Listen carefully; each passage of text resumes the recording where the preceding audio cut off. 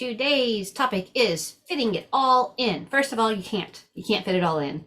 I learned that from one of my mentors, same one I probably talked to you about already, Julie, back when I got to visit her. Her children are phenomenal. They're like everything.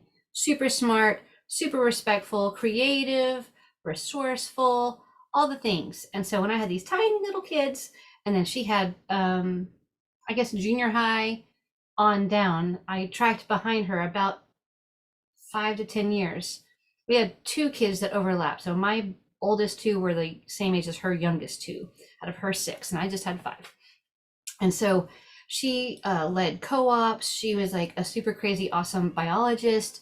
She taught amazing classes. She led our Bible study at the co-op. She did all the field trips. She made their own bread, all the things. She did it all. And I went to visit her house, and y'all, it was not perfect. Like, it was far from perfect. And so she told me, see, I don't do it all. What freedom there is in recognizing that you can't do it all. You can do all of it, sort of, but you can't do it all. So that's tip number one. You can't do it. That's not very nice, but it is. Tip number two, how do you get in the stuff that you actually do need to get in?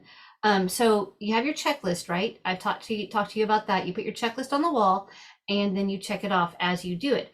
The thing that you didn't do, you circle and you add it to the next day. You actually begin with that the next day.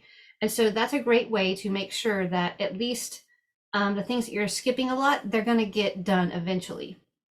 We also would block schedules. So we'd focus on math, we did every day. Reading, we did every day. But science and history, we alternated. A lot of times the science did include history because we would learn something that somebody else said a long time ago. So we would write that on the timeline.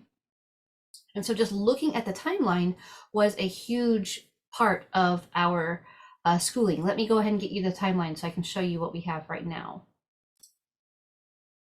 So back in the day, we actually would do this on a wall. I used painter's tape, and I put painter's tape up and down this entire long wall, the longest wall we had, which was going up to our stairs, up the staircase. And so each section was a decade or 50 years or however long. And so we would stick things up there from our Konos. We used Konos, and the kids would get to see it. Now, they're older, and so we don't have the pictures anymore, but you can see the same idea. So this is all the stuff. It's like pieces of poster board just taped together with packing tape. And then you can go through it and you add to it all the different things that happened. So it's a lot smaller now because the kids are older and we haven't added as much. But typically we'll have more stuff the closer you get to now. And that way, so here's 1950. And we would even put like grandparents' dates. So on the 1950 mark is when my mother was born, and so we put a picture or a drawing of my mom. So you add all kinds of things to your timeline that is personal as well as stuff in history. Excuse me. Edit. So recognizing that when you're trying to fit it all in, recognizing that things happen that they count, right? And anytime you have a meaningful educational moment, that counts. Check it off. There's going to be some times when you're like, well, we didn't do that as well. So you circle back and you do that a little bit better. But that's how you fit it all in. The other thing is having them come and help, not go and play. Every time you're doing something, cleaning the kitchen, dusting the baseboards, vacuuming, come and help. Keep them involved with you. Whenever you sit down for free time, whenever you sit down to scroll on your phone or whatever it is, that's when they have playtime. You don't need to keep them entertained all the time. They can come and help no matter what age it is. Whenever they have nap time, that's some time for you to relax as well. And then I would split up the nap time. Sometimes you're doing things that are like they can't do, like anything that you have to do with harsh cleaning products, things like that. You would do that during nap time, but not the whole nap time. You want to take half of the nap time. So the first 20 minutes or so after they settle, don't do anything. That's your settle time too. And then after the 20 minutes of you get to settle, you're reading or relaxing or watching TV or whatever it is that you do to unwind.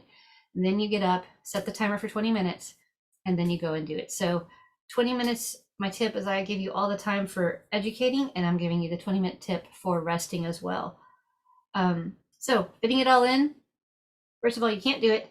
Secondly, when you do it, anything that you don't do, circle it, add it to the next day. and start with that item. That way you make sure you get it. Third, recognize that meaningful events count as education. You can give yourself permission to check things off when it's not done all the way. And fourth, 20 minutes. So anything that you're doing after 20 minutes, move on to the next thing. If it's been 20 minutes, the likelihood of them actually learning something at this point is really low anyhow. So for renewing yourself, refreshing yourself, 20 minutes, and educational marks, actually learning something, 20 minutes. Move on from 20 minutes at a time. Okay, hope that helps.